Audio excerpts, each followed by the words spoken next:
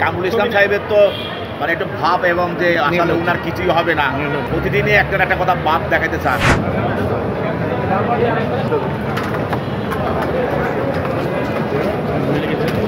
ঠিক মতো না উঠলে একটারও সাংবাদিকতা নাই।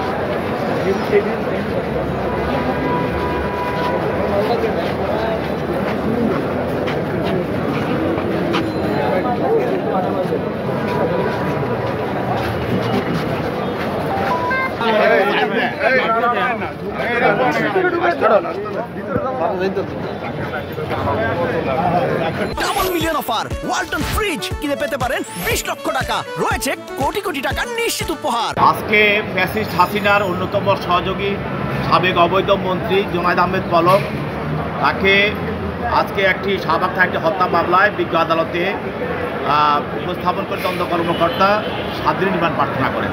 তিনি এই মামলার এজাহার নামী আসামি। এই মামলার এজাহারে তার বিষয়টা স্পষ্টভাবে উল্লেখ করা থাকার কারণে এবং ওর সঙ্গে তার জড়িত থাকার কারণে তদন্তকারী কর্মকর্তা আজকে তাকে আরও অধিকতর জিজ্ঞাসাবাদ করার জন্য 7 দিনের রিমান্ড প্রার্থনা করেন। মাননীয় আদালত তার পক্ষে আইনজীবী ছিল, আইনজীবীরা রিমান্ড বাতিল জামিনে প্রার্থনা করেন। কিন্তু বিজ্ঞ আদালত উভয় পক্ষের শুনানির পর তার বিরুদ্ধে 3 দিনের রিমান্ড মঞ্জুর করেন এবং তাকে তদন্তকারী কর্মকর্তা হেফাজতে প্রদান করেন। আরেকটি আপনারা জানেন ফ্যাসিস্টের আরেকজন সহযোগী, অন্যতম সহযোগী, সেটা হলো কামরুল ইসলাম, সাবেক অবৈধ মন্ত্রী কামরুল ইসলাম। তাকে কামরাঙ্গি সহ 2টি মামলায় 4/9/24 এবং 5/9/24 এই 2টি মামলায় আজকে গ্রেপ্তার দেখানোর জন্য আয়ু সাহেব দরখাস্ত দেন এবং বিজ্ঞ আদালত তাকে 2টি মামলায় গ্রেপ্তার দেখান। এবং আরেকটি মামলায় যে চকবাজার 5/9/24 এটা একটি হত্যা মামলা, এই মামলায় সাবেক আইজিপি চৌধুরী আবদুল্লাহ আল মামুন, তাকেও এই মামলা শেহজাদ নামে আসামি, তাকে গ্রেপ্তার দেখানোর জন্য প্রার্থনা করা হয়, তাকে গ্রেপ্তার দেখানো হয়। এছাড়াও আপনি আজকে পল্টন থানায় একটি হত্যা মামলায় ফ্যাসিস্টের সাবেক সহযোগী এবং সচিব শাহ কামাল তাকে একটি হত্যা মামলায় আজকে 7 দিন রিমান্ড প্রার্থনা করা হয়। সেখানে তার বিরুদ্ধে 2 দিন রিমান্ড মঞ্জুর করা হয়।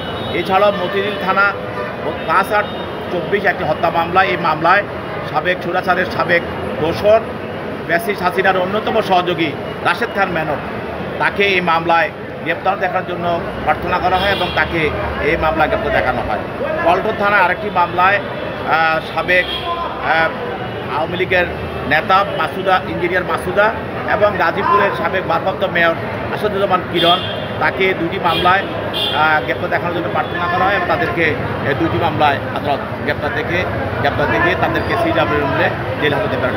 আসামিরা বলে নাই কামরুল ইসলাম সাহেবের তো মানে একটু ভাব এবং যে আসলে উনার কিছুই হবে না, হ্যাঁ, উনি তো প্রতিদিনই একটা একটা কথা ভাব দেখাতে চান।